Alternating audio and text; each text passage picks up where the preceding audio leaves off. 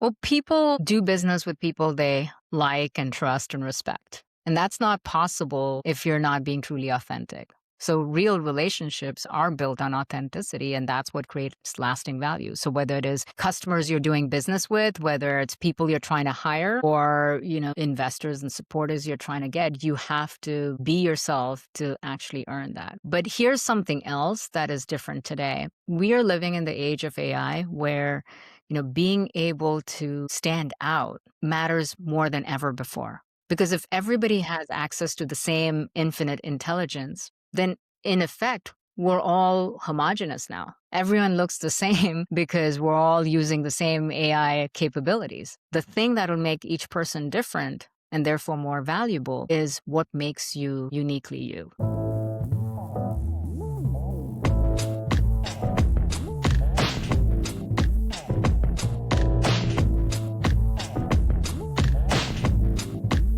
All right, guys, welcome back to the Winner's Circle podcast. And today we have a very interesting person on the show. And you already know what we do at the Winner's Circle podcast. We have real conversation with leaders who are redefining success, who are rewriting the rules, and who are creating impact on their own terms. So today's episode title is Build Your Own Table. That means why authentic leadership wins in a world built to excuse you. And my guest today is Nikki Barua.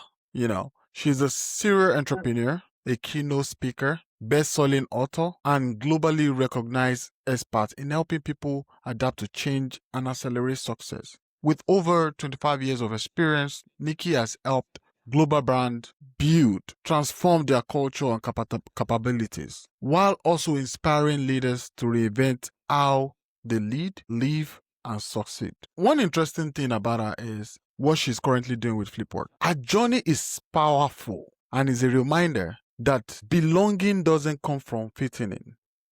It comes from standing fully in who you are. She didn't wait for a seat at the table. She built her own.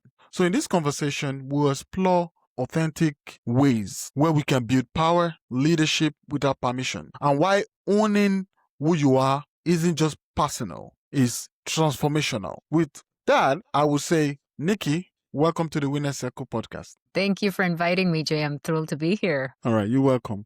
So your story really resonates with a lot of people, especially leaders who have ever felt like they didn't quite belong, especially in today's America. So before we get into leadership, take us back for a moment. What did it really feel like stepping into a new country, a new culture, and trying to find your place? My immigrant journey was very much filled with struggle, not just financial struggles and access to resources, but also struggle of identity, of trying to figure out who am I when I'm placed in a completely foreign environment. And more importantly, who do I become while still staying true to myself? And, I still remember when I arrived in America in 1997 and, didn't have any money, didn't have any connections, just a lot of big dreams. And I believed that this was the land of opportunity where all my dreams would come true. But the reality was quite different. The reality was, everything was challenging. And like those dreams actually felt like a nightmare because there wasn't enough money to pay the bills or food to eat, or just trying to figure out every single thing, from learning how to drive to like pay or, make sense of American etiquette and trying to fit in. But the biggest struggle really was that I felt like I was on the outside of every inner circle. Whether it didn't matter what groups there were, I would never quite fit in because it's not just about being an immigrant. It was being female, being gay, being, short, all of those things. Every single thing was different. And like most people, I just wanted to belong. I just wanted to fit in. So what did I do? I just copied the norm. I started changing who I am authentically and becoming like what I thought was acceptable, what the standard was. But what happened was the more I became like everyone else, the less there was of me to see, because I was Mm. just turning into this character that I had designed that I thought was the proper American version that I had to become. And I just started turning into something that even I couldn't relate with. It actually eroded my success and reduced the opportunities and weakened the relationships, because what was missing in that perfect character that I designed was authenticity. And when I realized that was the struggle, and just shedding all of that and embracing who I truly am allowed me to show up as myself and become the version of me that could thrive in the American way while still being true to who I am. True to who you are. So, but at what point, you already shared when you start realizing that, you know what, I need to be myself. But at what point exactly did you realize trying to fit in was actually holding you back mentally, business wise, Yeah, I actually remember this specific incident. I worked for a big public company, and I had a senior leadership role, and all of my peers were, you know, uh, white men in their 50s. And I was much younger. I was practically half their age. I was on an H-1B visa. And I, did not look the part, but I had earned the position because of my talent and, the results that I'd created. And I remember looking around the executive table, and not one person looked like me. They were all, incredible people. They were great friends and, supporters and mentors, but I was different from the rest. And I realized that I was trying to sound like them, be like them, adopt their hobbies, like try to play golf. And I hate golf. Like, I'd even adopted habits that I thought I would need to fit in with them. And I was hiding so many parts of myself that even wasn't revealing myself to my family or friends, nor was I revealing myself at work. And in that moment, I realized that looking around that table in that conversation that day, I remember someone pointing out that the thing that makes me successful in what I do was because I bring such a unique point of view that is different from the rest of them, that I'm able to connect with clients in a way that they can't, because I'm able to see things and bring out connections with my team that they cannot. And the irony just hit me that everything that makes me different that I'd been rejecting is actually the thing that makes me special. And if I simply, stop trying to fit into a box and be myself, that's going to double down on what makes me different, double down on my uniqueness, that is actually the source that actually becomes my superpower. And shedding that cloak of invisibility and like stepping into the light of your own authenticity was just a huge unlock. And from that point on, I've never looked back and, just seen the magic of that. And it comes down to one basic principle now in hindsight that I realize, just like in marketing, the hardest thing for any brand to achieve, any business to achieve, is differentiation. What makes you special? Like if you think about a grocery store aisle and you're trying to pick up a box of cereal, the thing that makes you choose Cocoa Puffs over something else is because of that box and what you like about it, right?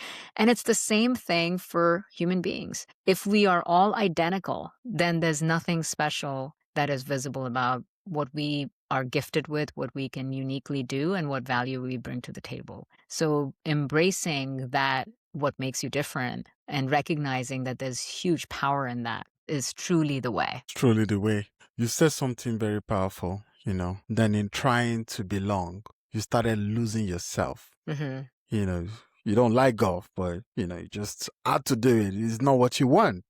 Yeah. That's something many leaders experience quietly. No, but they don't open their mouth to say it because they have to belong, or if not, they just gonna, push them to the side. But how did you recognize that shift was happening? Yeah, I realized that when you are playing a part instead of just being yourself, you lack depth and substance. When you are just yourself, you have so much to draw from because you're coming from a place of all of your stories and perspectives, and heritage and your past and all of that. Like you have so much richness to draw from. But if you're simply pretending to be something because you want to fit in and you don't want to get rejected, you can only go skin deep. There's not a whole lot of substance to draw from. So I'll give you the example of playing golf, for example. I don't like golf and I barely knew how to play it, but because I felt like, somebody told me that if you want to do well in business, you got to play golf. Now, this is from the 90s, and it was like, you got to go to the golf course and hang out with the crew, and like, that's how business is done. Well, so I tried to do it, but I had no enthusiasm. I had no interest. I used to not watch golf on TV on my weekends. There was no substance there. So I couldn't even engage in meaningful conversations. I was just pretending because I felt like that was the formula for winning. And the irony was that one day I finally said, you know what, guys, like I know I've been coming out to play golf, but I can't do it anymore because I'm not the kind of person who, enjoys this, and it's just not who I am. My favorite, and so someone asked me, is like, well, what do you love to do? And I was like, I love to cook. I really love to cook. I love entertaining at home. And that led to a whole conversation around cuisine and culinary interest and different foods and cultures and all of that stuff. And it was like I came to life. Like I was so excited and energized because now it was a topic I cared about, genuinely cared about. Before I knew it, 2 weeks later, I'm hosting dinner parties at my house that I'm cooking.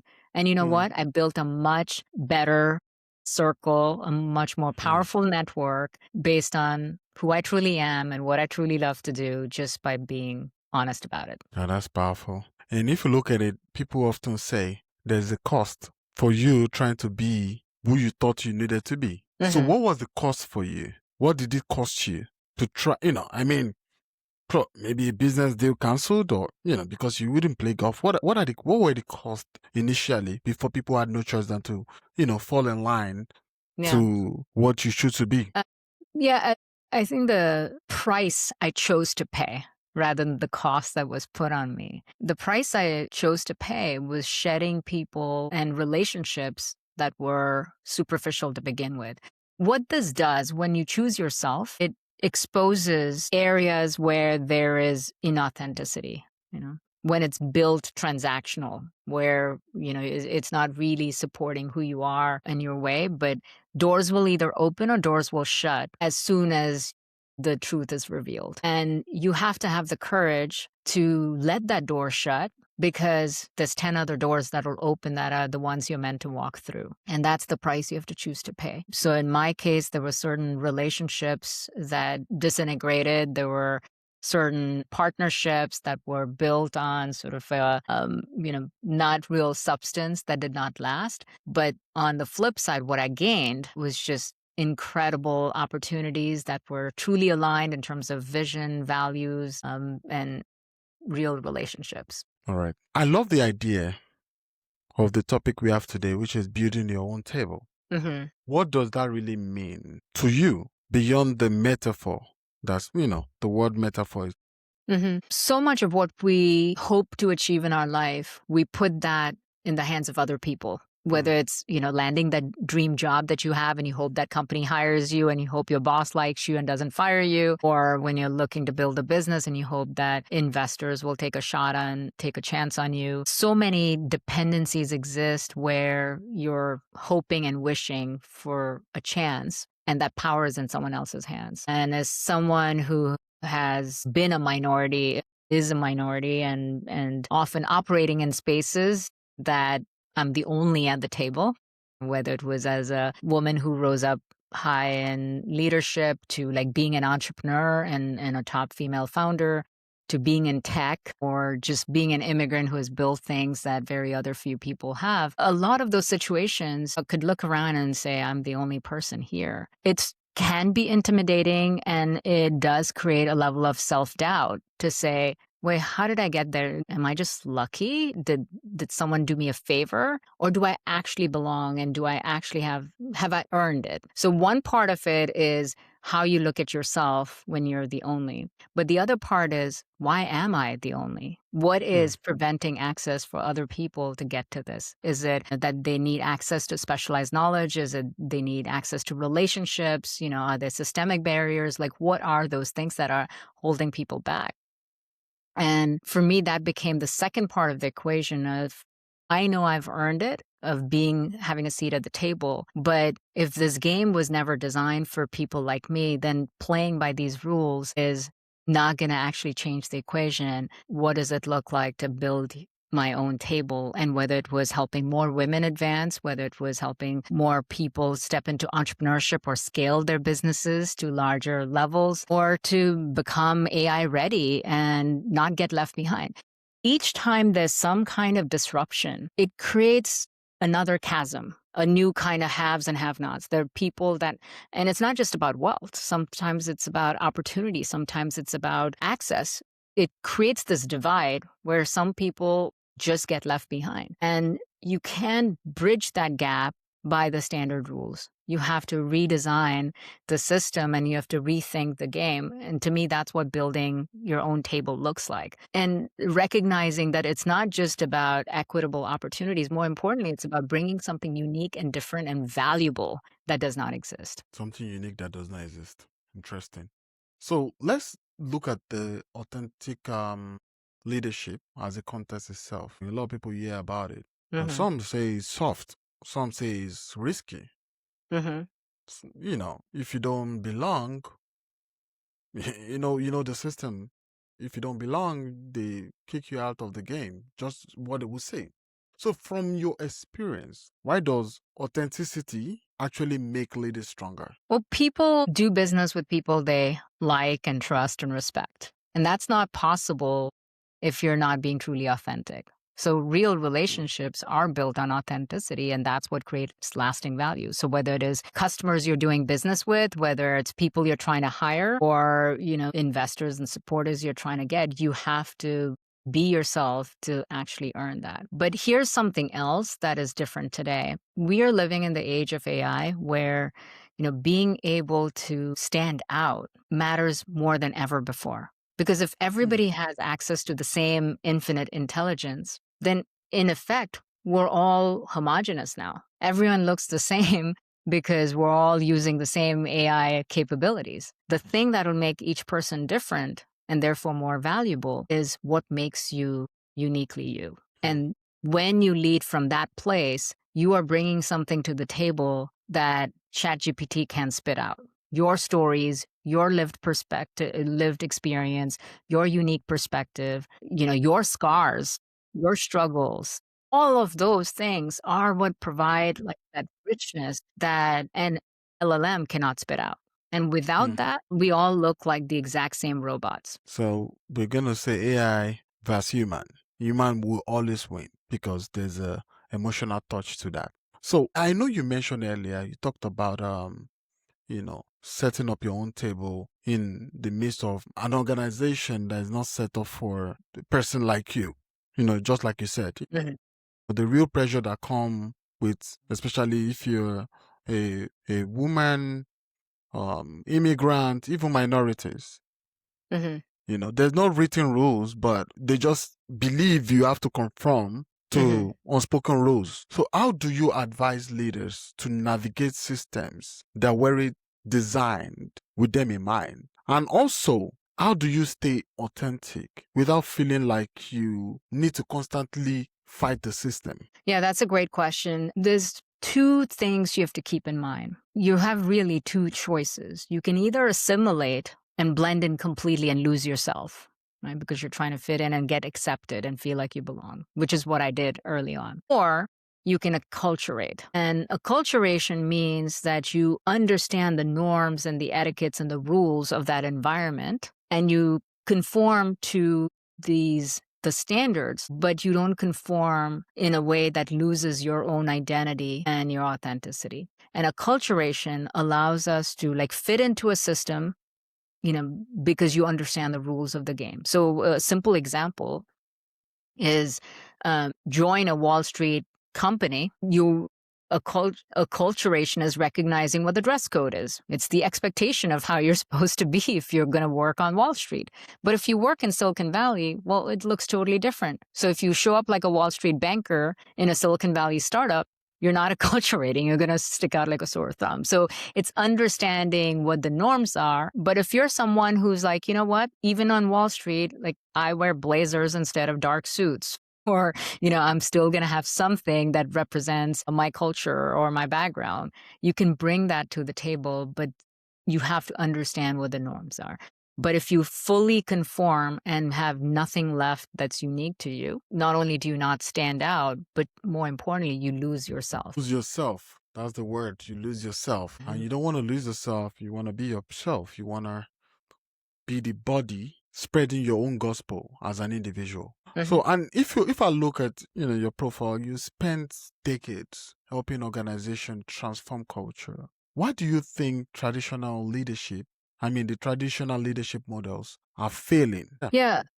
So much of the traditional leadership model that we still have in place are built from the industrial age. And if you think about what that was about, it was command and control. You have pyramid-like hierarchical structures with a boss at the top, and then layers and layers and layers of managers, and then the workers at the bottom. Right? That it was designed that way because in the industrial age, it's what made sense for the factory system. It's what allowed results to be produced and cars to be built, or products to be made. But that system was highly effective when change is slow, when tech disruption isn't happening all the time, and you can have a linear flow of information and management from the top to the bottom. That is not a world we live in anymore. Now change is constant. The disruption is really rapid. Information needs to flow very quickly through an organization, and in a pyramid structure, it doesn't do that as well. You also need people to be highly innovative at all levels, and you need them to be more like a Navy SEAL team rather than an army of soldiers following direction. You need people to be independent thinkers and be creative in that. And what that means for leadership is that the leadership model needs to evolve from making it about hierarchy and command and control to actually being about, being orchestrators of outcomes, that you are providing meaning and context for people to be creative and self-directed. It's just, again, like you think about a Navy SEAL team, they know the mission, but nobody gives them a step-by-step direction on how to achieve the mission. They may have a sense of it, but they have to improvise on the spot. They have to trust each other. They have to move really fast, take risks, execute, and pivot, and do all of those things. And that means they have to be trusted by their leadership. And that's really the big shift that AI is dictating from leadership, is how do you now become more of a coach that provides context and provides inspiration and support rather than a boss who's giving direction. All right, thank you for sharing that. And let's talk about the Dream Big and Act Now initiative that I put I put it in a quote: "Dream big and act now." That's the word they say. If you look at your values, from your experience and things you've done, you always choose actions over perfection. But why do you think so many high achievers get stuck waiting for the right time instead of moving? Because fear is what holds people back. Human beings are wired for safety and comfort. That's our biological imprint, is that survival means you have to make safer choices. You don't get eaten by the tiger, if you are wise about it. And the same thing continues even today, is that we avoid risk. We make our dreams smaller so that they're achievable. And we do that because we're fearful of failure, fearful of judgment. We're fearful of criticism. We're fearful of rejection from people we care about or respect. We don't want to be ejected from society for looking like a miserable failure. And that fear puts people in a really tiny box that limits their true potential and what they're able to do. And that's why it's easier to talk about ideas than to just get started and do it. That's why it's easier to say, oh, I'm not ready to launch yet because it's not perfect yet. I'm going to keep working at it until it's perfect. But all that is procrastination coming from a place of fear. But real progress happens when you have self-belief that even if you fail or fall, you will pick yourself back up again and you will figure it out. That belief that you can figure it out. The belief isn't that you will always know the answer or that you'll always succeed, because that's a false belief. The true inner confidence is going to come when you believe that no matter what happens externally or internally or whatever your dream is, that no matter what, you will figure it out, that you can figure it out. And when you trust that, you're betting on yourself, and so you're much more willing to take action. And actions compound. The more action you take, the more you either move forward or you learn something that helps you redirect. And then you keep moving in the right direction, and eventually you're going to be successful. But most success is the result of compounding. It's just compounding, but you cannot compound something that you don't take action on. If you just wait to get started or you are inconsistent with action, you don't get the magic of compounding. So rather than talk about your big dreams, it's more important that you act now. Act now, dream big and act now. So this is the word. So now you also talk a lot about owning your power, not just for yourself, but so others can feel empowered too. How do you think that shows up in how you lead today? For me, owning your power is really about self-belief and trusting yourself. It doesn't have to be loud. It doesn't have to be about dominance. It doesn't have to be about controlling someone else. It's that quiet self-belief that your vision matters, that your ideas matter, that you can take a chance and keep doing what you want to do your way and not let external validation or external criticism take away from your power. When you become immune to everything else and everyone else, that's when you are truly owning your power. Because that kind of radical self-belief and conviction in your own ideas and your way really makes you indistractable. It makes you indestructible also. Like nobody can harm you and do anything if you're immune to it all. We often think power comes from, again, something external. Somebody gives us a big title or gives us a position or access something. But all of those things are external. It's still dependent on something or someone else. So when we shift that narrative and make it intrinsic, that's what owning your power looks like. Competition. Traditionally, we believe competition is competing rigorously. Break your, if you look at the Machiavellian approach, is make sure your enemy is broken. Yeah.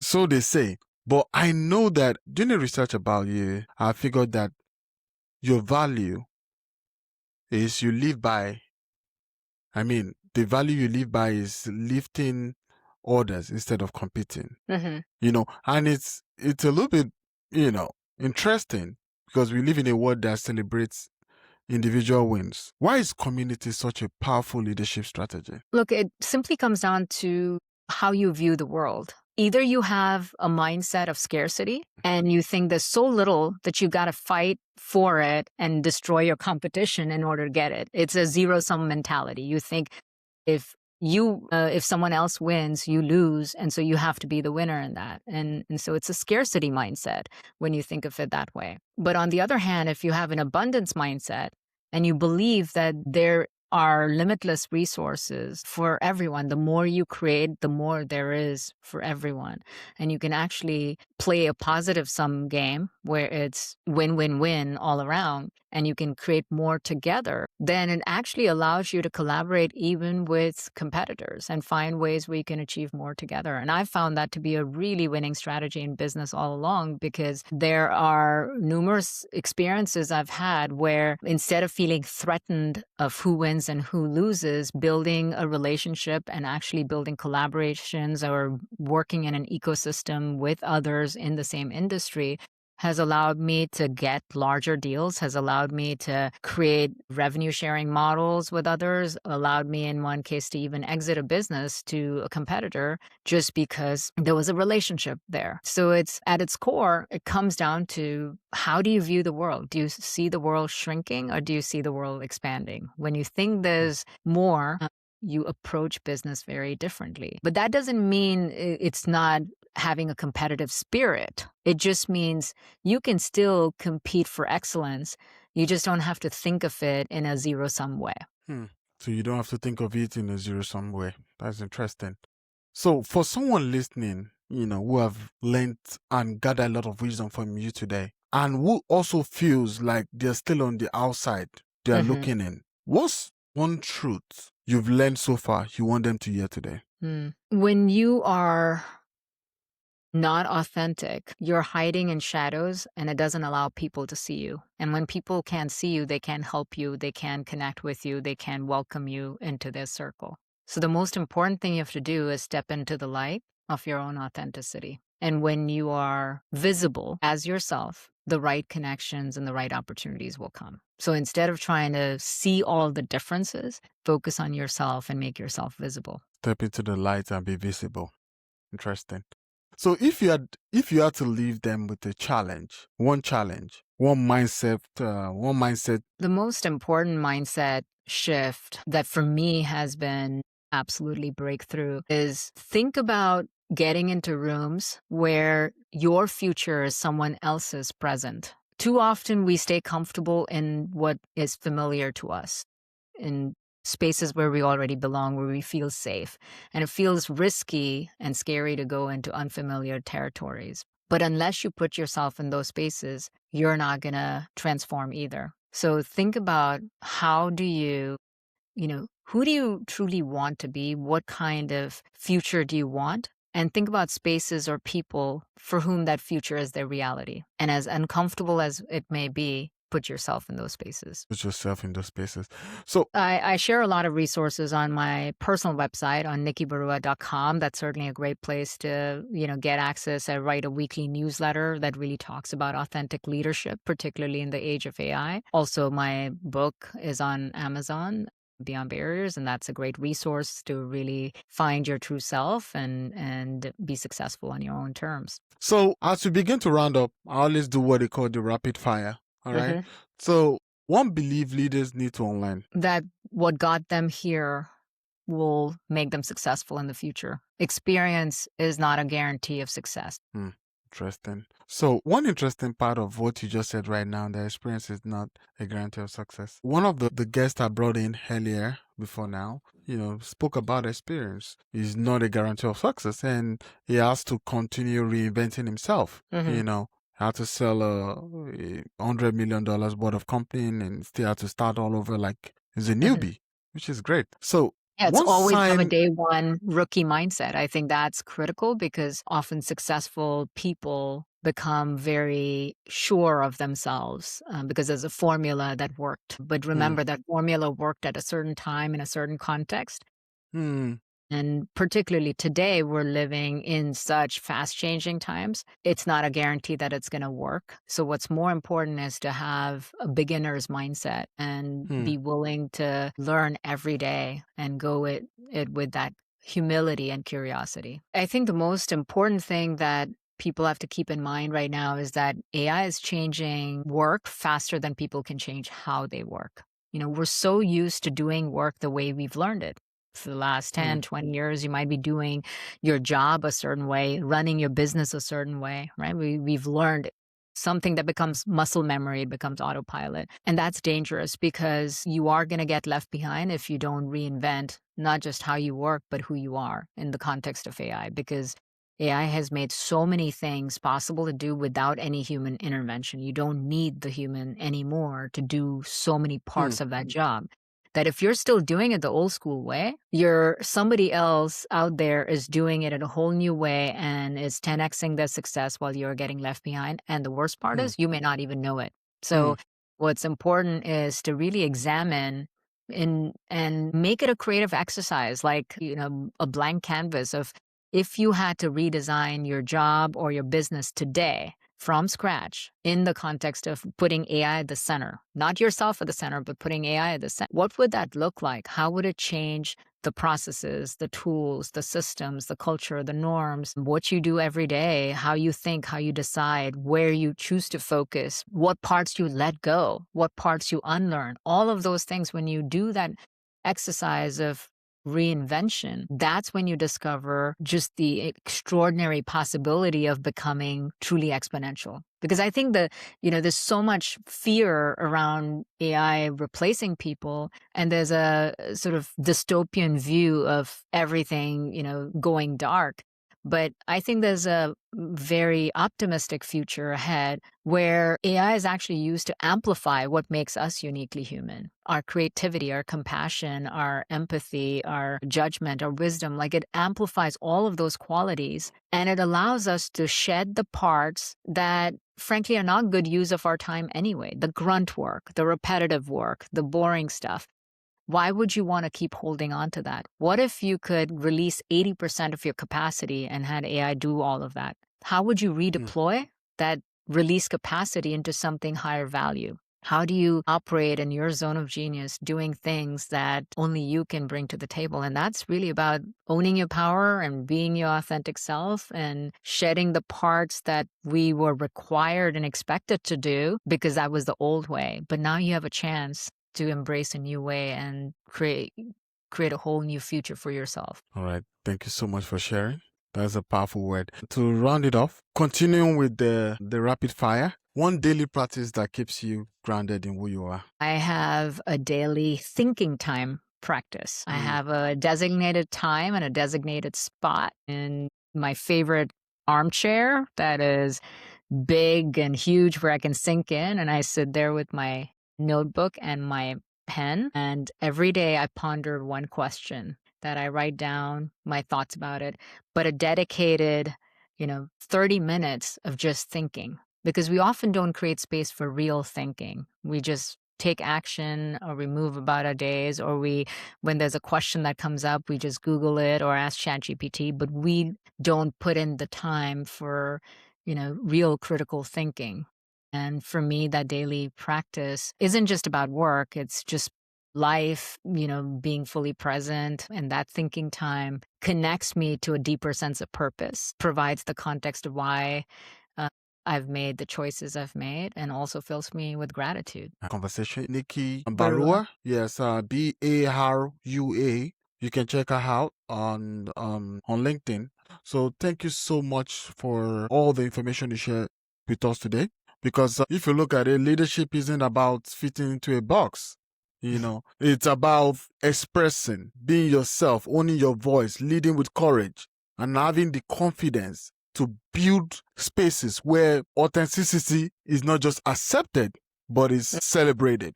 I'll say this: you don't need permission to lead. You don't need approval to belong. And you don't need to shrink yourself to succeed. That's the word. So make sure you follow, subscribe, rate the Winner Circle podcast with Jay, and also share with somebody or someone who needs to hear this message. And until next time, I'm Jay Adewale. I'm reminding you to lead boldly and live your life authentically, and never wait for a seat at the table. Build your own. All right? Thank you, Jay. All right, guys. All right. Thank you so much. Have a nice day, guys. All right. So